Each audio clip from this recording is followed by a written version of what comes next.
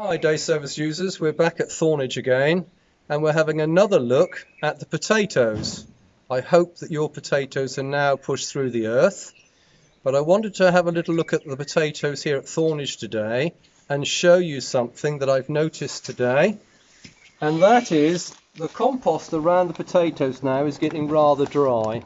You remember I had some nice compost from the garden field, so it's time for a bit of water. But rather than just water the potatoes, because we work biodynamically at Thornage Hall and we've got a very positive root impulse today, it's a favourable day today and tomorrow for working with any type of root crop. So potatoes come underneath that heading of a root crop. But rather than just offer them plain water, I've actually made up a very simple nettle tea. Stinging nettle tea. Now if you would like to do a nettle tea at home yourself, I'm just going to show you a few things that you're going to need. First of all, you've probably heard a lot about PPE. Well, you need some personal protection equipment in the form of a good strong pair of gloves. Okay, if you're handling stinging nettles, you might need to get somebody to help you a little bit with this. So you've got your nice gloves to protect yourself. You're going to roll your sleeves down, okay? And another useful bit of kit is a sharp pair of scissors.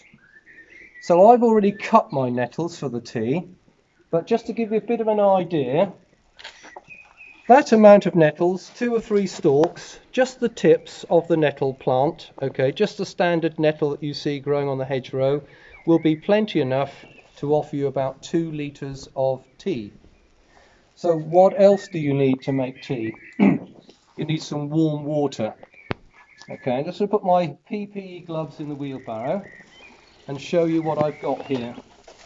So I've taken some nice warm water and I've just steeped the nettles in the water, and that's been happening now for about 2 hours or so, and I think that the water has taken up some value from having the nettle leaves within it.